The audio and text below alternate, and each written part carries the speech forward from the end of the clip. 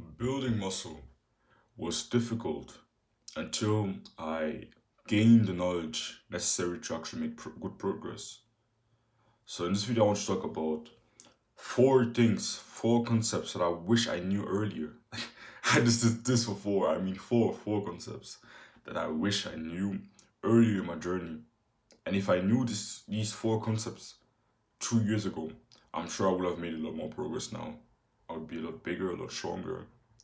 But yeah, if you were a beginner or even more advanced, I know it can help you. Maybe a few of them you didn't know before. So the first thing is something that you should know, that you probably do know, but we never know. Or maybe you're not really sure of the effectiveness of this. Bulking is super powerful. Bulking is absolutely overpowered. You can build muscle without bulking, definitely. Right now, I'm not bulking, I'm making good progress, but I plan to bulk. I don't have this mindset that I'm never going to bulk again. I know that bulking is super powerful. It's just that now my focus is on other things. But bulking just accelerates the different processes that you need. It makes your recovery better, it makes your training better, it makes pretty much everything that you need to build muscle a lot better. That's why I think that the thing that I think in the beginning, when you're still a beginner and you're looking to become an advanced lifter, bulking is the way. When I hear a lot of from advanced people that as a beginner you need to bulk, and even as an intermediate you need to bulk until you get to the level where bulking isn't really worth it anymore. There's a level, I heard some people say that there's a level where you become really, really advanced to the point where even when bulking for a while, for a whole year straight, the amount of muscle gained from the bulk isn't really worth the fat you gain at the same time. So at that point, you can stop bulking. But I heard it takes a while to get to that point where you bulked and you've reached such a level of muscle mass that you become so advanced that your progress has slowed down so much that even bulking isn't worth it anymore. So in the beginning, I'd say three, four, five big bulks can be very, very powerful. I already had one bulk. I plan to start my second bulk in not in a few weeks or months because I just understand how powerful bulking is. Even if you understand all the other concepts and you implement them well, yeah, you're gonna make great progress. But if you add bulking into it, it's just gonna skyrocket the amount of progress you make. Honestly. So of course, I don't talk about bulking so often right now because I'm not really bulking myself. But still, the period of time where I built the most muscle was during a bulk. It was during a bulk. And in that time, I'm going to be totally honest, I didn't know that much. I was making a lot of mistakes, but I bulked and it helped me to make amazing progress in a few weeks. And I built muscle at a rate that I'm still shocked and surprised by right now. So if your focus is building muscle, you need to bulk. Then second concept that changed my view and that changed the progress I've made forever is more volume doesn't equal to more muscle. I used to think that the more volume, the more sets I did, the more exercise I did, the more muscle I would build. So I tried to just cram and do as many exercises as I could do as many sets as I could do, because I thought that was the most effective way to build muscle. I just needed to do more, more, more, more, more, more, more, and that will lead to more progress, more progress, more progress. But now I've understood that it's not about the volume, it's not about the amount of sets you do, it's not about the amount of exercises you do. The quality of the sets you perform is actually I found to be more important than the quantity, than the volume. So now that I've been focusing more on performing my sets with real intensity, training really hard, and also training with very good form on every single set. And now I'll make more progress even though I do less sets. I do 2 sets per exercise and I do around 4 exercises per muscle group. on a true X 1 to 2 exercises per muscle group per muscle group per session. So in total, I do around 4 to 8 sets per muscle group per week, and per session I do 5 exercises on average. Sometimes on certain sessions I would say, yeah, 5 exercises. So I do 10 sets per session. So my volume is very low. It isn't particularly high, but because I really focus on quality and I take every set to failure that I do to failure, I train with very high intensity. I train really, really hard. That's why I can allow myself to actually train with very low volume. If you maybe want to decrease the intensity a little bit and you want to maybe keep 1 rep in reserve, you don't want to go super, super hard, then yeah, you can increase the volume then. But just understand that what I want you to say is that quality, when it comes to building muscle, quality is actually more important than quantity. And you should focus on quality more than you should focus on quantity. Doesn't mean that quantity doesn't matter at all. That you don't need to do any volume at all. No. There's you need to do enough to create enough stimulus, of course. But at some point, doing more doesn't equal to more and you're just adding junk volume into your routine. At some point, doing more will actually give you less. And often in my training journey, my muscle building journey, often reducing my volume, eliminating certain things, removing certain exercises, actually helped me to make more progress. So yeah. Third concept is progressive overload tells you that you're building muscle. I used to think that yeah, build muscle and powerlifting are bodybuilding and powerlifting are two different things. So I don't need to get stronger if I want to build muscle. Yeah, powerlifting and bodybuilding aren't the same sport, of course. They train differently. Yeah. But still, even in bodybuilding, if you want to build muscle, you need to get stronger at the exercise you perform. Of course, the way you get stronger for bodybuilding is different from the way you get stronger for powerlifting. They train a little bit differently. They mostly train with higher volume. They train with shorter range of ranges of motion.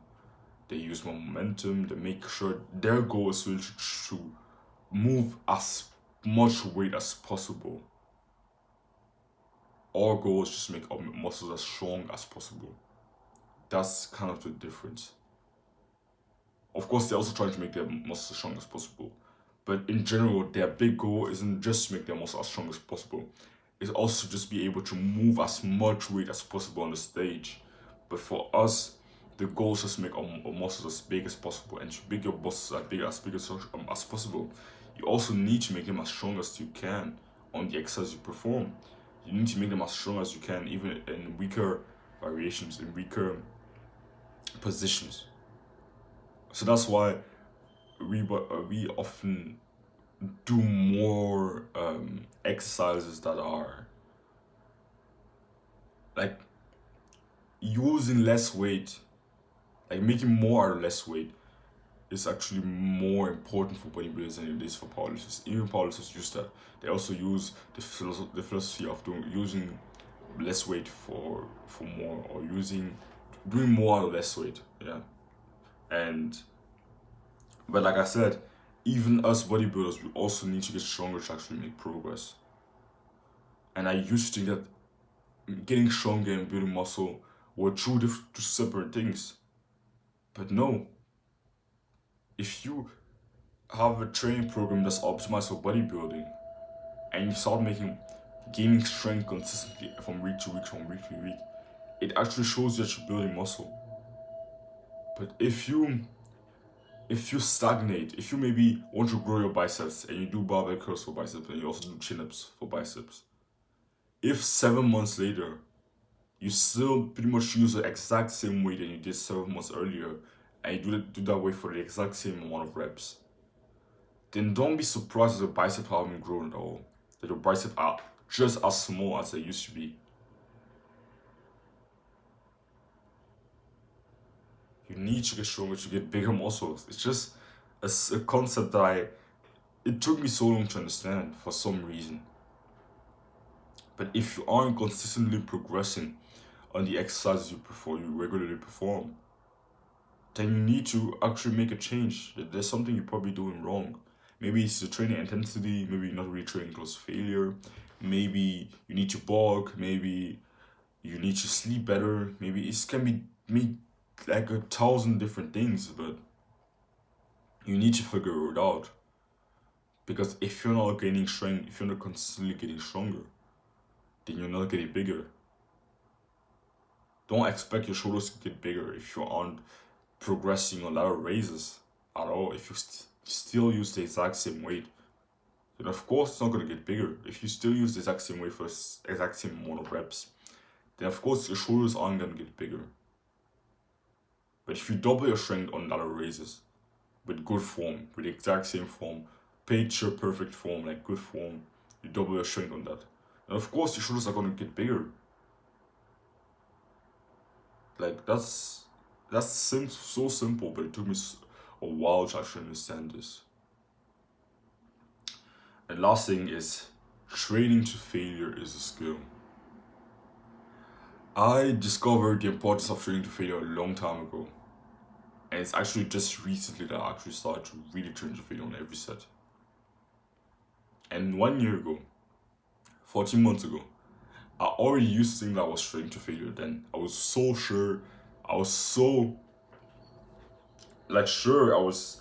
If you told me that I wasn't training to failure, I would have called you a liar. Because I was so sure I was training to failure. But when I look back, I wasn't. I wasn't even coming close to failure.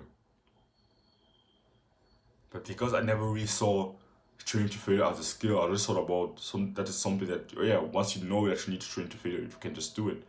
But I underestimated how hard training to failure is, how painful it is. I totally underestimated that.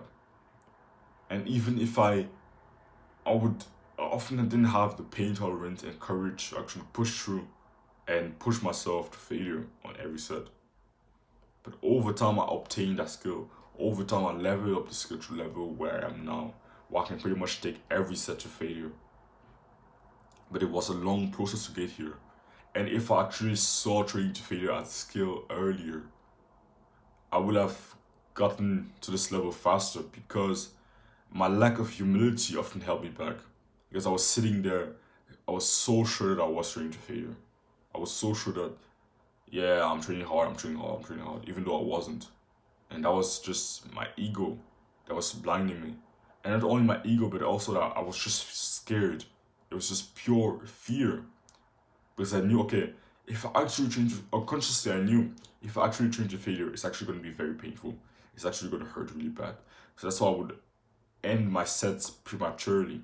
I would kind of try to pull weight up on last rep, but then I would intentionally fail. And I'll say, okay, I went to failure. It was failure. I couldn't get the weight up anymore. But I actually could have completed another 4 reps. So it's really about courage and pain tolerance and just humility and actually understanding that, yeah, I might not train as hard as I think I do.